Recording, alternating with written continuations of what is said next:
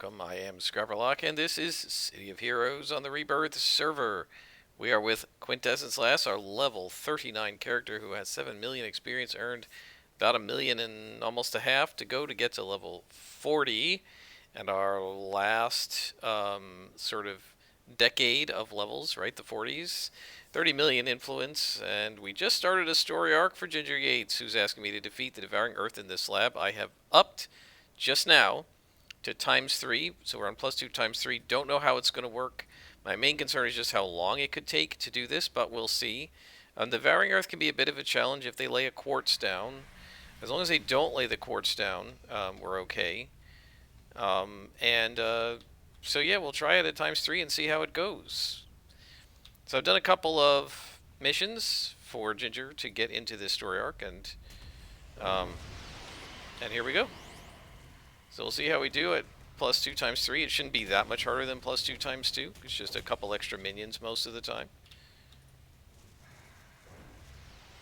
I am stuck a little bit. Let's see if we can move out of here. There we go. I don't want to be in the center of it. Mostly because of the angle I want to get for the AoE.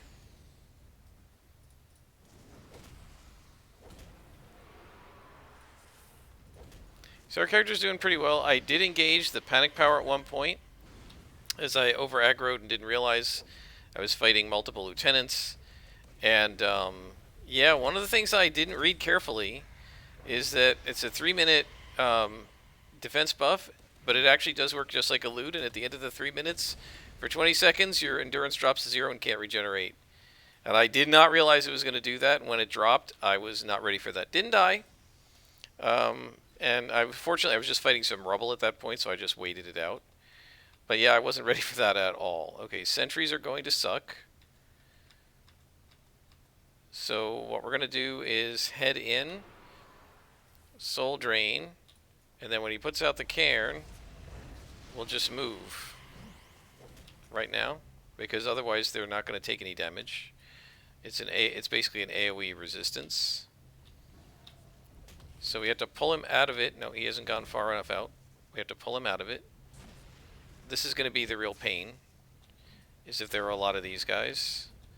And the main problem, as I've said before, is he's going to put another one out now, right? Because it's recharged. And there it goes. So now we have to get out of here again. And unfortunately, we're right at the entrance, so there are not a lot of places to go. Can't go too much past him because we could aggro somebody else. And there's nothing you can do about it. You just have to keep fighting him until he's dead. And now that he's dead, we should be able to get all the rest of these guys without a problem.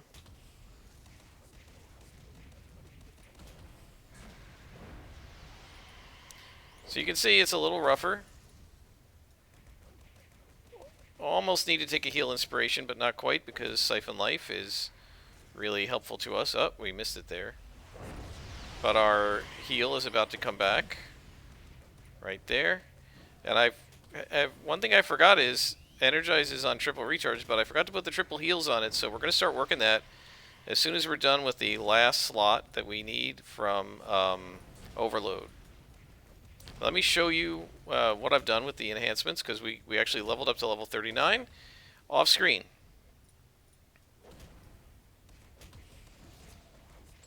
So this is a defeat all mission, so we have to defeat everybody. I'm not sure if these little spawn out guys count. I know the cairns don't. That'll go away eventually, I think. So let's take a look. Overload now has 1 extra slot on it, so it's recharges in 9 minutes, and Midnight Grasp is 4 out of 6 slots. So at level 40, we're going to finish Midnight Grasp. But I think I'm going to leave Overload, and I'm going to start working on Energize. And at 42, we're going to try to finish Energize so that it has 6 slots in it, and then we can maybe put a heal set, perhaps. Even if we don't, triple recharge, triple heal will double the effectiveness of that thing, making it go twice as often and heal twice as much. So it makes it like 4 times as effective. I'm going to stay over here to do Soul Drain. And then I'm going to go after this Devoured. Try to kick his butt. And mainly we want to hit him a lot so that he gets debuffed.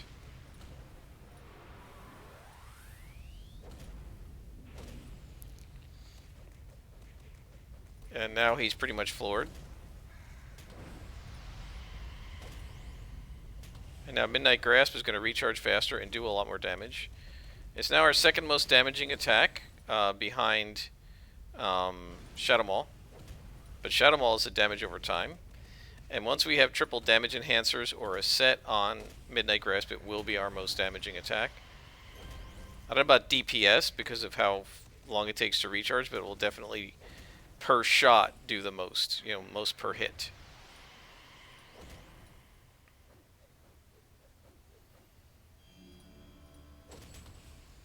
So let's take a look here. Even with sets on, Smite does 96 damage, Shadow Maul does 158, and Shadow Punch does 61. Right now, with a single damage enhancer on it, this one does 141. So we're very close to Shadow Maul. When we've got when we've got all three enhancers, it'll be doing 200 to Shadow Maul's 153. It does the 200 in 2 seconds, which is like 100 a second. Whereas Shadow Maul is doing its 150 in 3 seconds, so it's 50 a second. So it's obviously much faster and does much more DPS. So Midnight Grasp will be our best attack once it's fully slotted, and it's already basically our second best attack. So to watch out here for are the Guardians. So those guys are trouble because they will put down a Quartz. So I'm going to try taunting him and see if he puts the Quartz down. No, he didn't. I was hoping he would put it down first, but he's going to put it down now. And we've got to get out of the Quartz because it gives them a massive buff to hit. And you can just die so fast as a defense-based Scrapper or Tanker or Brute if that Quartz is in your if you're in that Quartz's radius.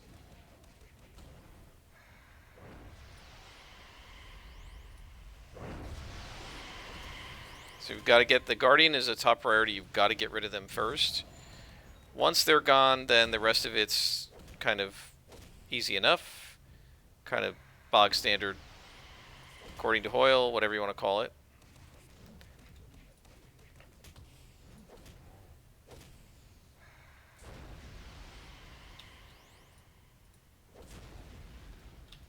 And there we go. There's another Guardian, I believe. Somewhere there. Okay. I wish you could taunt them into doing it, because one of the problems is you have to go in. If you have to go into their melee range to get them to drop it, then you have to stand there and get swung at by a large group of enemies, all of whom are going to get that buff until you walk out of the radius. And the attacks will follow you, and if they were launched while you were in the radius, they will hit. There it goes. Now we have to turn and get out. And so all of those attacks that you're seeing, all that red coming up, is because I was in the radius when the attack started. Come on, where's the Guardian on this targeting? Here we go. I was in the radius when the attack started, and so they hit me after I got out, right? Because the attack is based on where you were when the attack was launched. That's why attacks go around corners and things like that.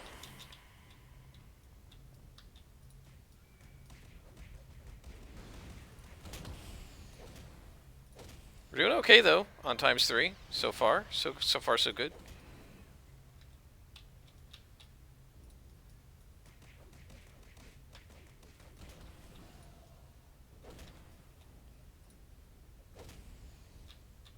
See if I can get these guys in the radius. There we go.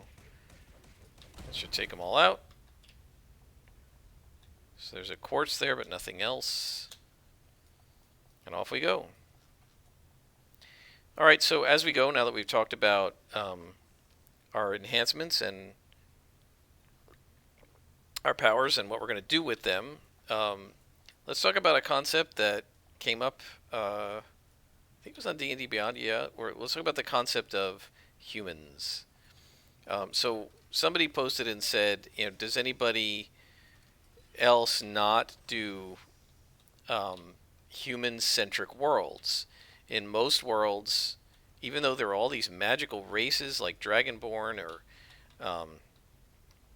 elves, dwarves, that at least theoretically are more powerful than humans, right? In most worlds, humans still come to dominate the population. Most nations are human, and the elves and dwarves are like, you know, in little mountain areas or forest areas, and they're not really, there aren't very many of them, right? And why is that? And it seems a little unfair or what have you. Now, so the question is why? Why most fantasy worlds are like that? Why is that? I think there are two reasons, and they're actually good reasons. One reason is that humans generally, as constituted in most fantasy worlds, are non-magical, right? Because humans in the real world are non-magical. And so in most fantasy worlds, whatever the magical abilities are of other races, humans don't have any of them. So humans can't see in the dark. They and there are three texts to save here. They can't cast innate magic spells. They're not like super good at crafting magical devices, and so on and so forth. And it's really the dwarves and the elves and the gnomes who are like that. And we're going to just wait till Soul Drain is ready so we can get the buff. Since it's very, very close, I'm going to go ahead and up my 2-hit a little bit here since we do have a boss and some other guys. And now we debuff. There we go. So, so I think one of the reasons that's actually really important is that the humans don't have the normal, the magical abilities that all the other races have. So to compensate, sort of biologically, humans usually reproduce a lot faster. They also don't live as long, so they reproduce a lot faster. I pointed out that an elf that lives several hundred years before reproducing, let's say chooses to reproduce at the age of 400, that's like 16 human generations. And if a human started at the same, was born at the same time as this elf, and each human just had 2 babies, and then their babies had 2 babies, and so forth, there would be 496 humans on the world born to that one human that was a neighbor to the elf that was born and just got married 400 years later. Right? So they're just so much faster at reproducing than these long-lived races. That and they tend to be, depicted as being a lot more fertile. Right? That elves may perhaps have the occasional baby, but they're not going to have, they're not going to have 3, 4, 5, 6 little kids, right? And so because of that, like it's the one thing humans can do is breed like rabbits. And so that's one reason why worlds are often highly populated by humans, because humans populate. That's what we do. We breed like rabbits. And everybody who's paid any attention to the real world knows that that's true. I mean, there were 7 billion of us, right? And there were only like 1 billion of us 100 years ago or something like that. And so, or 120 years ago. We have a very, very high capacity for reproduction. In fact, at one point, I was considering writing a science fiction story, a science fiction novel, in which the aliens came to Earth not like for food the way they do in like the V series or for conquest, but they came to take slaves of humans. And why human slaves? Human slaves are valued because humans reproduce really fast, and all you need is a couple of humans, and in a very short time, 100 years, you'll have thousands of slaves because we breed like rabbits. And so one reason why you get so many, and I'm going to destroy these little stupid things here, because if I have to pull the Guardian back, I don't want to run into the radius of these other things, especially the quartz. So I'm just going to destroy them, and then we'll pull them back.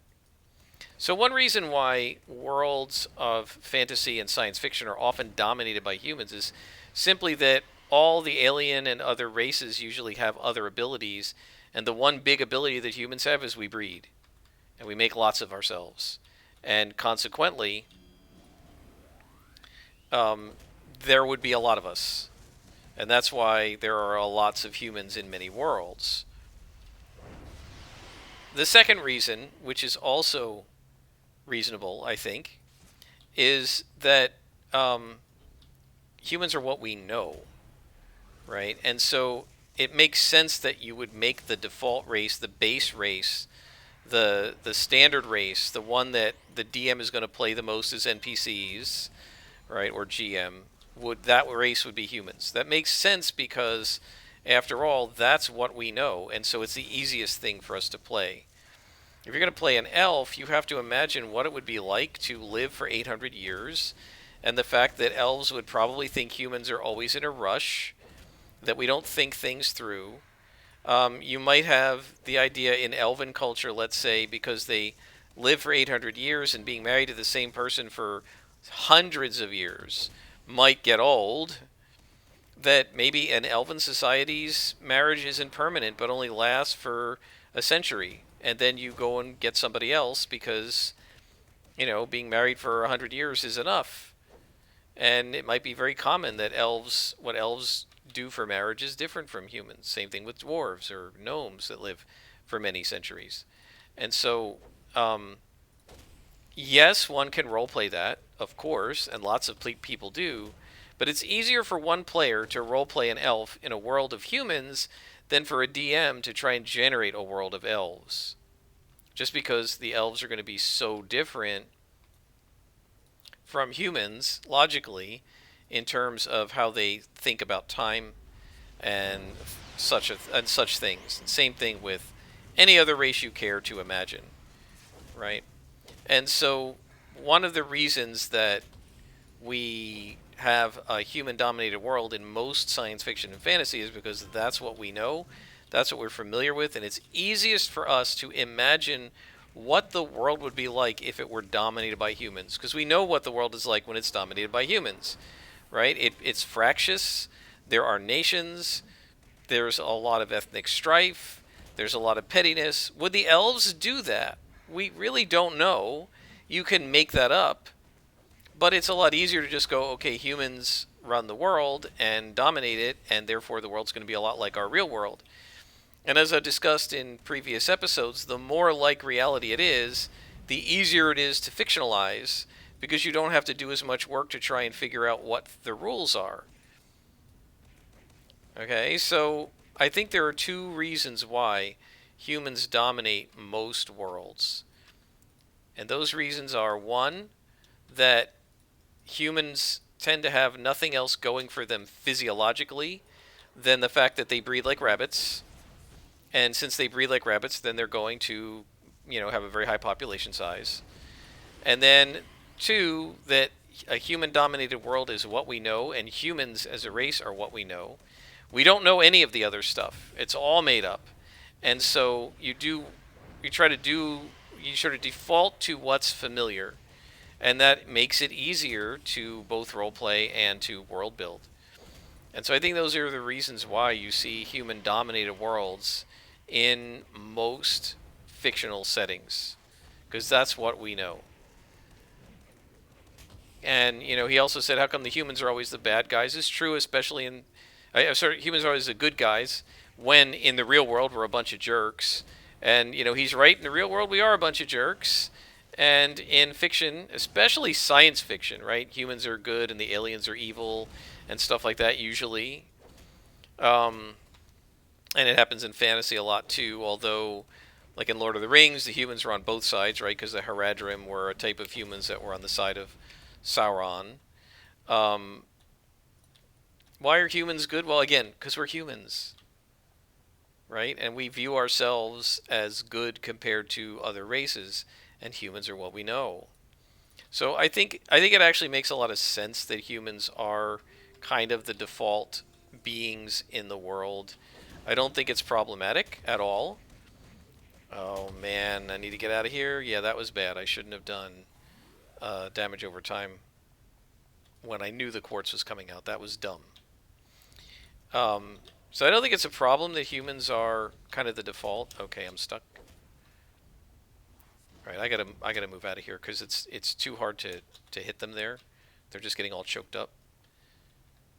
So we'll just fight them one at a time as they come down. He's gonna put out more quartzes. That's fine.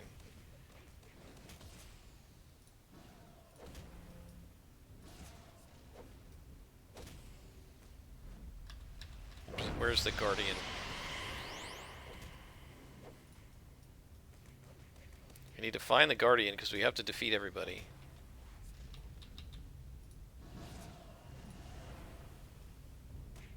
I hate all these stupid little things that spawn out. And there's the other quartz. Yeah, I don't care about the little guys. I only care about the Guardian. He's super annoying. Again, like with the sentries or whatever they are that put out the cairns, I don't mind them doing it once. It drives me absolutely nuts that he can do it 3 times in the space of a minute. Right, every 20 seconds he can let out another one, which means that the tactic of leading him out of it is almost useless because he's just going to put it down again. And again, I feel like if you're being tactically smart, you should be rewarded for it. And here it's almost like you're not. Let's get rid of him. There we go. Now we kill the bedrock. And the shard. Come on. There we go. Okay. Who did we miss in this far room? We have to defeat everybody. My guess is...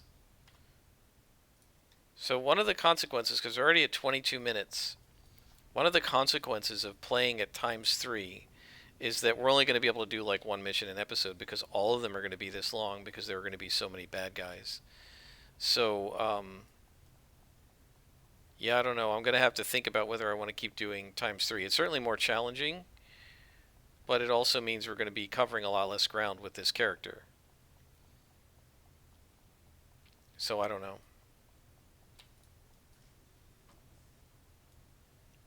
And I've gotten, what, a couple beads now already just in this mission.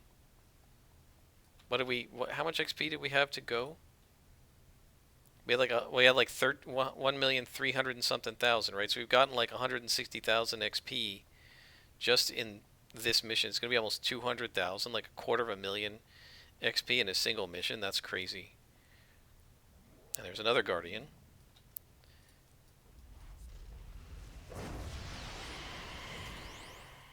Try to do as much damage as I can to him before he puts it down. I'm surprised he hasn't put the quartz down yet. And there goes a cairn. Just great. Yeah, quartz and cairn together is a nice combo. Oh man, alright. And there comes the quartz. But we've got him. And now we get out, get out, get out, get out. You see how much they're hitting me? Because all those attacks were thrown at me while I was standing in the quartz. Now where is the other guy? With the cairns. There he is.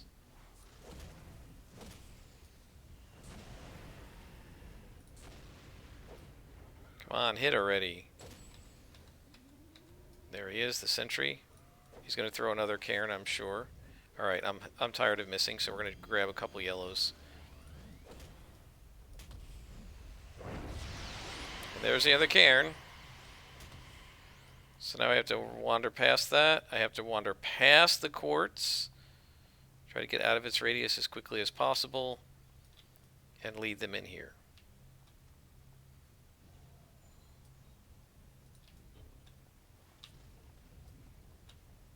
And he's just going to put down another cairn. And one of the problems with him being +3, here he goes.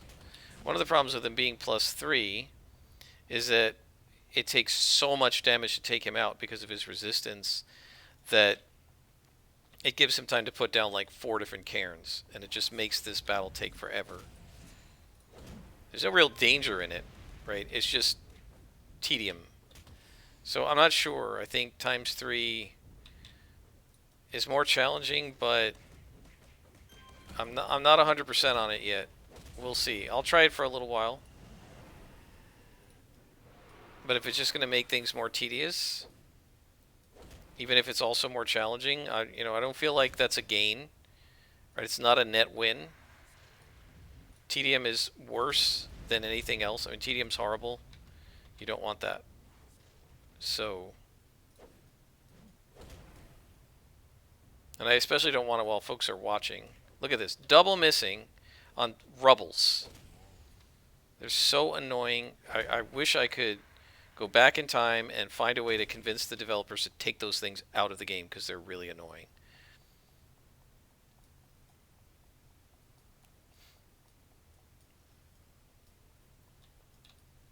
We still have to find 3 techs. This is a very long mission. And a sentry, just great. So we gotta run out again. And just to refresh, I'm not being a coward here, right? It's completely impractical to fight these guys in the cairn because it gives them like 99% resistance. And so my attacks, which like 55-30 would be doing 5-3. Right? It gives them like 90% resistance. Here, I'll show you.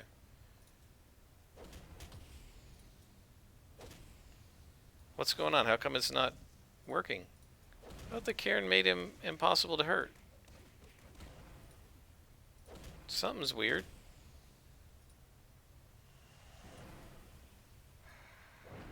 It's not giving him defense. Or does it hurt? Does it affect everybody else? It's just smashing defense. It's smashing resistance. It's not giving him negative resistance. So it's not as bad for this character as for my smashing characters.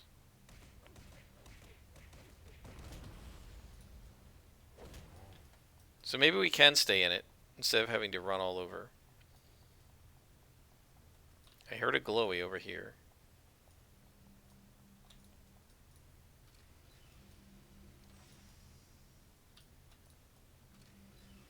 So you need to save 2 techs. Oh my gosh, look at this room. Click that. 2 techs to save. And defeat all. Look at this. Multiple sentries. Oh, that's going to be fun. We're definitely going to pull them out of the cairns. Because that's crazy.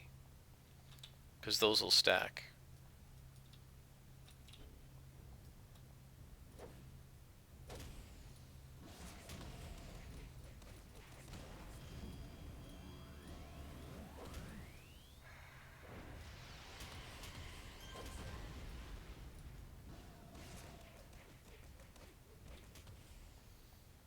Yeah, I still think it's not worth it to fight them in the cairn.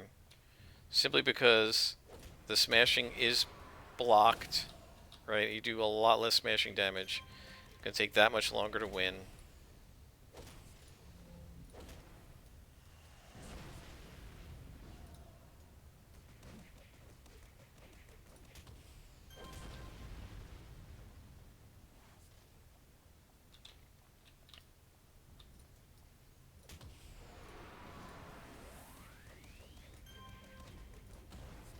Yeah, I feel like that, having to do the tactic of getting them out of the cairn is perfectly okay.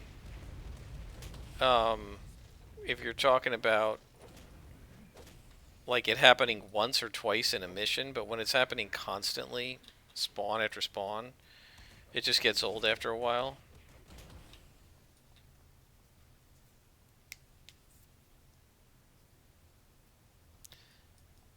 Let's see, are there any other techs over here? There's somebody. And a guardian.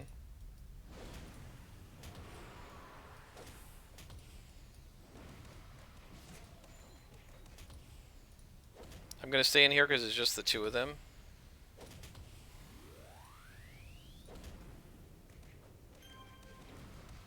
and just one minion and one lieutenant can't do anything to me. And it's really interesting, in the last mission I did, most of the hostages did not cower from the little underling guys. Here's our last hostage.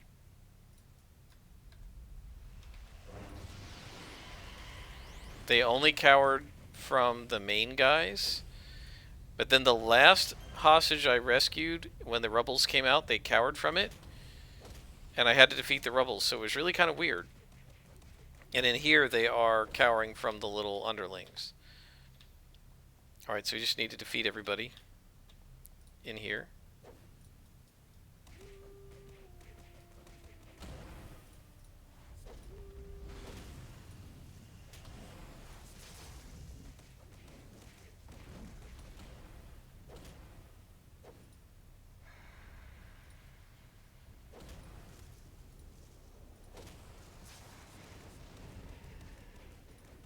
Can we get rid of this guy?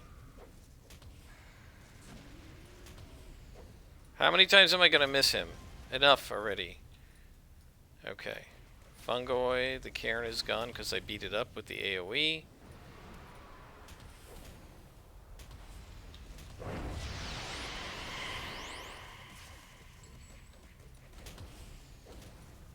Now there are probably going to be some more guys down this hallway, so we're not quite done with this mission yet, but we're close.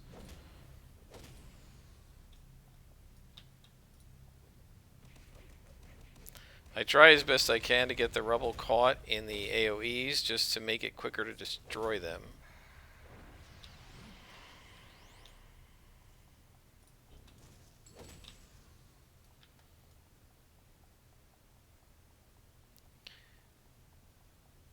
And now there's this group with a sentry and a guardian.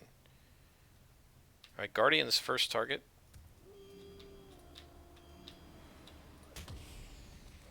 Because we've got to get rid of the Cairn.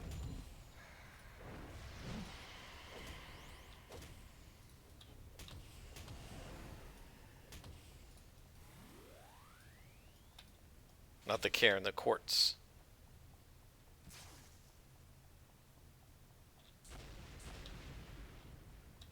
And there's another quartz right there. From one of the other guys. That's the other thing I don't like about them, is they never expire. They just sit there forever. Which is ridiculous.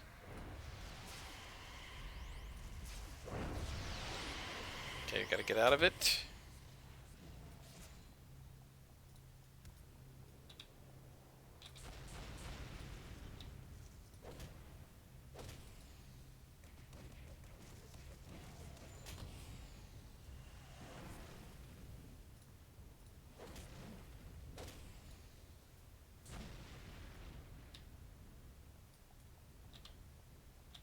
Look at this, there's still a cairn from like another guy sitting here.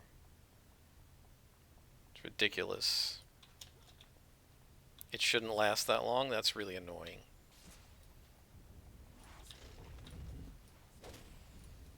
And no, I shouldn't have to go beat it up. That's just a waste of my time.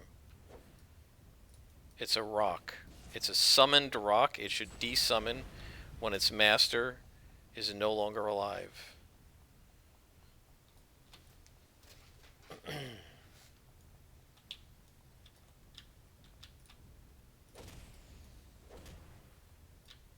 Look at this, I haven't even touched this guy yet.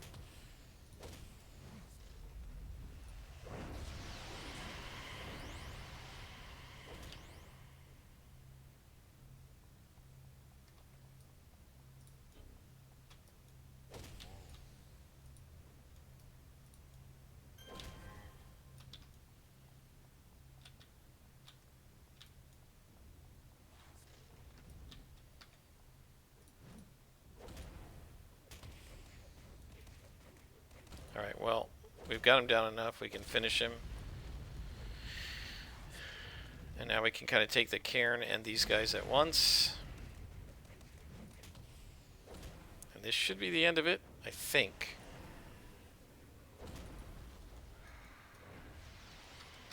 This is the guy we want. I don't think the rebels count.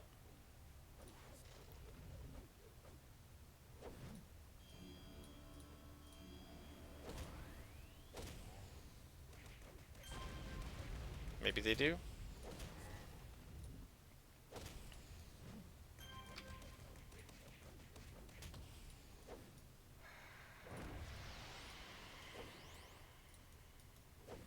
Come on. Are you kidding me? I have to defeat all of these stupid little things? That should not count.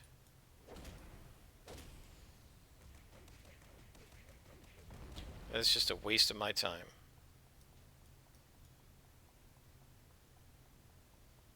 And my guess is I'm going to have to go down to the lower floors and do that as well. Bad design. Absolutely terrible design. Shouldn't work that way. Once they're dead, these little spawn things should disappear. The pets. It's a pet. Every pet should disappear when the enemy is gone. That's what happens when the mastermind dies or the controller dies when it's a PC. So it should work the same way for the villains. This is like those stupid illusion creatures that the Master Illusionist put out, and then they summon their own illusions, and you've got like 4 of them just sitting there, and the Master Illusionist died like 7 minutes ago, and they're still up. Meanwhile, my Mastermind dies, and everything disappears immediately. Alright, at least we've got red arrows for the bad guys, so if I missed anybody in the lower levels, we'll see that. Yep, quartz and fungi. I can't believe it's actually going to make me do that. That is terrible design. And here this thing is, its master disappeared 10 minutes ago, and it's still there. It's immortal.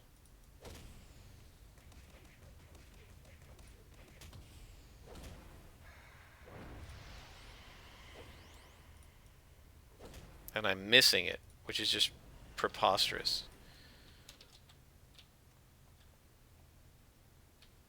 Where's this thing?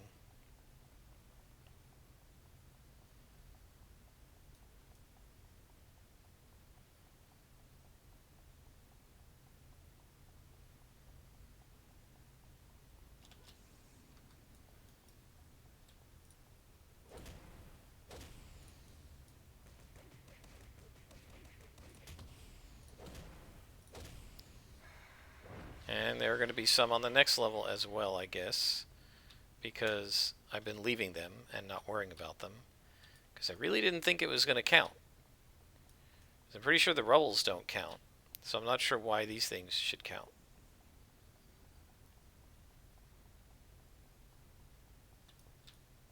I've got to remember how to get back there. This way, I believe.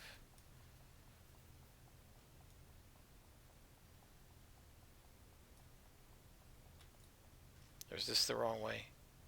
Nope, that's the wrong way. Gotta go south.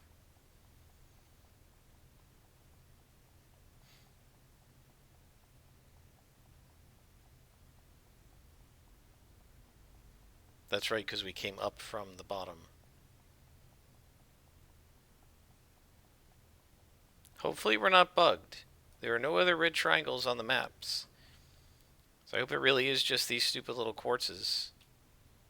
No, oh, there's a guy. There's a death cap. That's the problem. I missed him. It's not these guys. It's him. It'll end once we finish this guy off. I'm pretty sure. So I was right that we didn't need to fight all those little ones. It's just that I missed somebody. Okay, let's head out.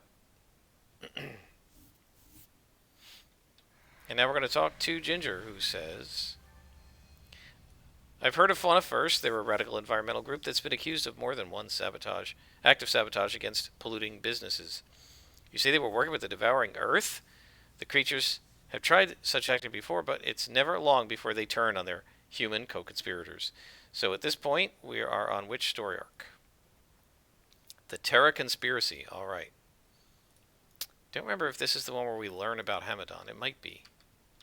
You're going to stop stealing a purse right now. One shot.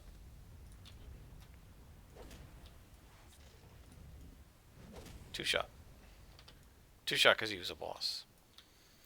Alright, so we're done with her, and I think we will stop here because, guys, it has been 39 minutes to do one mission. Partly my fault because I missed that one death cap, but that was only a few minutes. And so that's one of the negatives. That's one of the drawbacks of having a ×3 mission, is that it's going to take me 30-40 minutes just to do one mission. I'd say leave comments about which one you prefer, but the honest truth is I'm like 3 weeks behind uploading, so by the time you see this, I'm probably going to have decided whether I want to keep doing ×3 or not. We'll keep it for now, and we'll see how it goes maybe for this story arc, and then I'll make a decision. Until next time, I am Scrapperlock, and this has been City of Heroes on the Rebirth server.